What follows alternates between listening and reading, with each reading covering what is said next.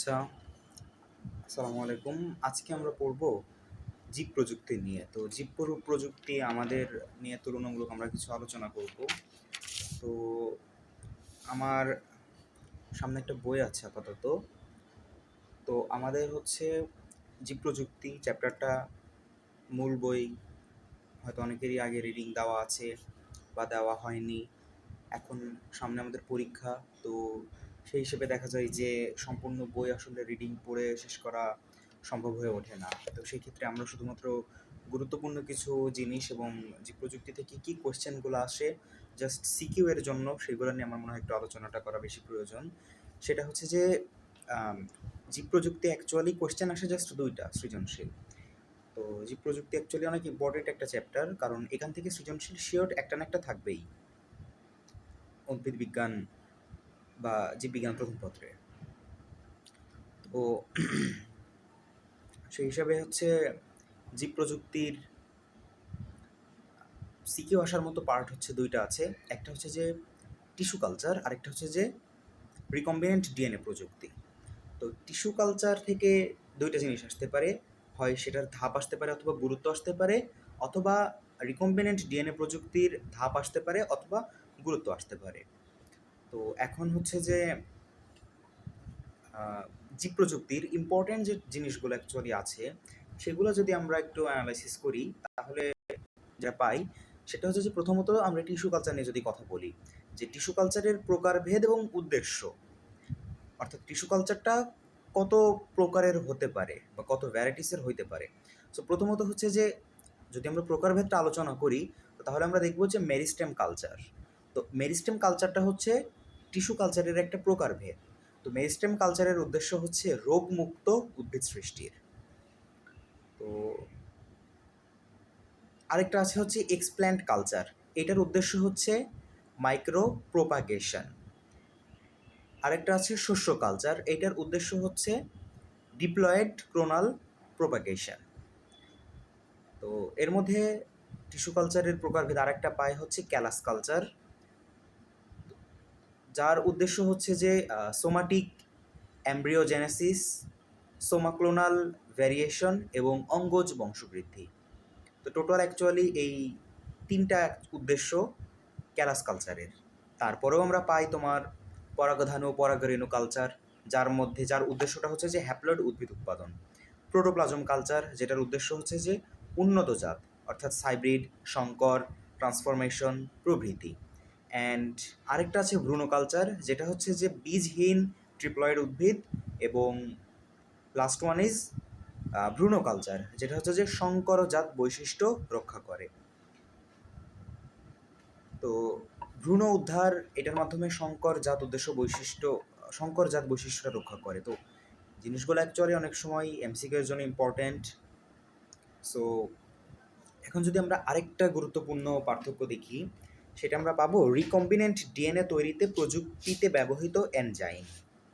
অর্থাৎ recombinant DNA তৈরিতে যেসব এনজাইম ব্যবহার করা হয়।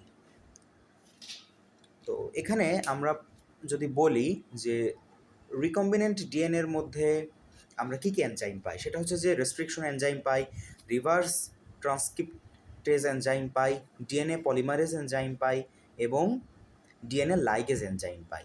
এখন আমরা যদি একটু কার্যাবলীগুলো চিন্তা করি তাহলে দেখো রেস্ট্রিকশন এনজাইমের কার্যাবলীটা কী, সেটা হচ্ছে যে এই এনজাইম দ্বারা ডিএনএ অণুর কাঙ্ক্ষিত অংশ কর্তন করা যায়।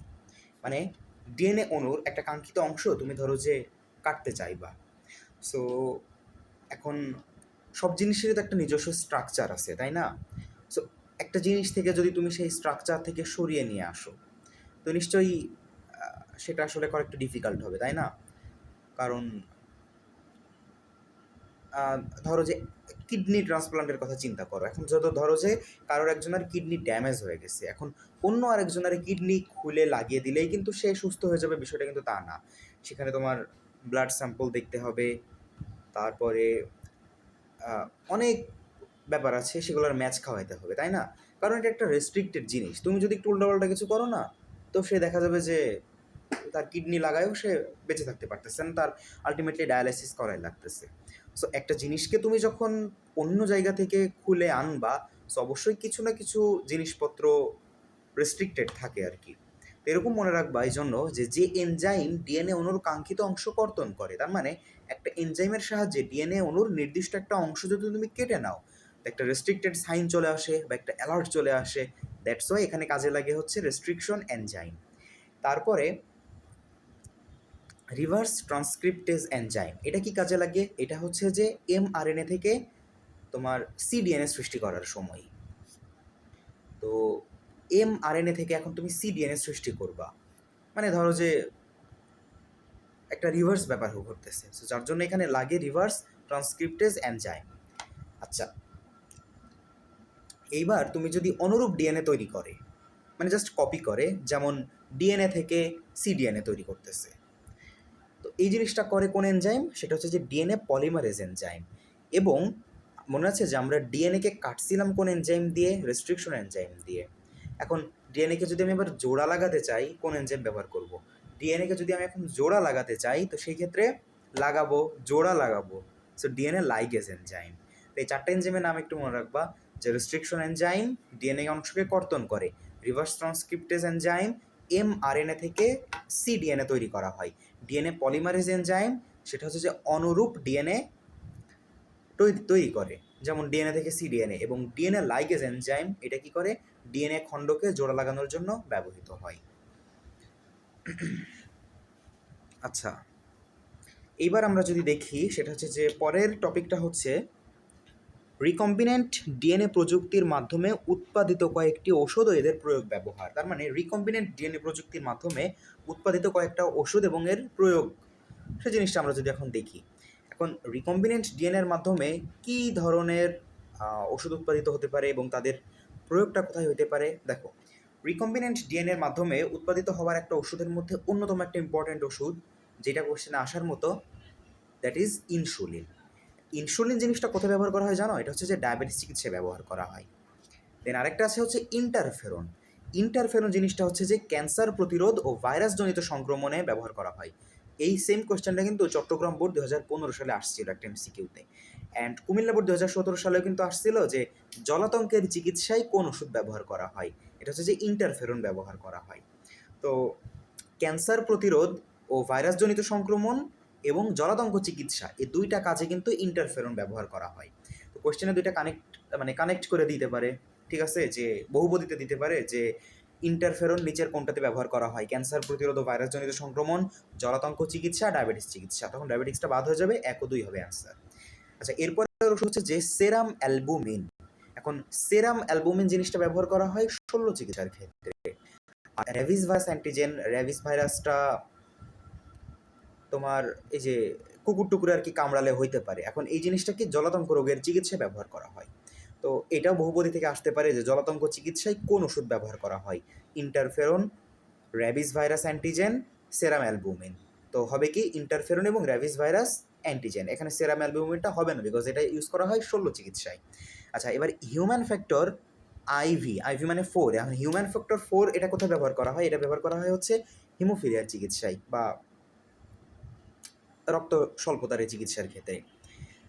আরেকটা আছে তোমার টিস্যু প্লাজমিনোজেন অ্যাক্টিভেটর, যেটাকে বলা হয় TPA, T for tissue, P for plasminogen, এতে অ্যাক্টিভেটর। তো এটা ব্যবহার করা হয় তোমার হৃদরোগের চিকিৎসায়। আমি যে ওষুধগুলোর নাম কথা বলতেছি, যেগুলো বললাম, insulin, interferon, serum albumin, rabies virus antigen, human factor 4, tissue plasminogen activator অর্থাৎ টিপিএ, সবগুলো কিন্তু তোমার রিকম্বিনেন্ট ডিএনএ প্রযুক্তির মাধ্যমে উৎপাদিত করা হয়। আচ্ছা, সো লাস্টেটা কি বললাম? এটা হৃদরোগের চিকিৎসায় ব্যবহার করা হয়। এইবার সোমাটোস্ট্যানিন, এটা ব্যবহার করা হয় বামনত্ব চিকিৎসার ক্ষেত্রে। যে একটা জিনিস খাটো থেকে যদি লম্বা করতে হয়, তো তাকে হচ্ছে যে সোমাটোস্ট্যানিন দেওয়া হয়। দেন হিউম্যান ইউরোকাইনেস, এটা ব্যবহার করা হয় কোথায়? এটা ব্যবহার করা হয় হচ্ছে রক্ত সংবহন জটিলতার ক্ষেত্রে। এবং প্লাজমিনোজেন সক্রিয়কের ক্ষেত্রে, প্লাজমিনোজেন সক্রিয় ক্ষেত্রে ব্যবহার করা হয় কি? হিউম্যান ইউরোকাইনেস। মানে নামের মধ্যে একটা মানুষ মানুষ গন্ধ আছে, যে হিউম্যান হিউম্যান। আচ্ছা, লাস্টে ওয়ান হচ্ছে যে লিম্ফোকাইন্স। লিম্ফোকাইন্সটা ব্যবহার করা হয় তোমার স্বয়ংক্রিয় ইমিউন কার্যকারিতায়। ওই যে বিভিন্ন হরলিক্স টরলিক্সের অ্যাড করে না, যে ইমিউনিটি সিস্টেমকে গ্রোথ করে, তো তো ওখানে অ্যাকচুয়ালি তোমার ওই লিম্ফো কাইন্সটা মিশ্রিত করা হয়। ঠিক আছে, তো মোটামুটি আমরা ওষুধগুলো একটু জানলাম।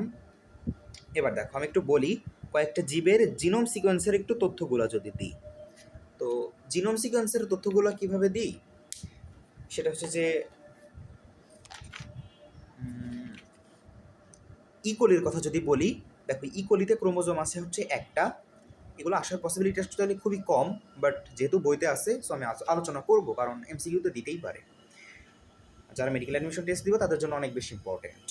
তো ইকোলিতে আছে ক্রোমোজোম সংখ্যা এক, মানে একটা ক্রোমোজোম আছে। তো ইকোলির জিন সংখ্যা কিন্তু 3200, আর এর হচ্ছে ক্ষার জোড় 4.6 মিলিয়ন।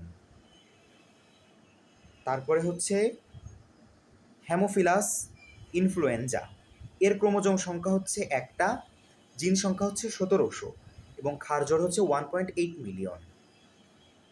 ইস্টের ক্ষেত্রে ক্রোমোজোম সংখ্যা 16টা, জিন সংখ্যা 6000 এবং ক্ষার জোড় হচ্ছে 12.1 মিলিয়ন।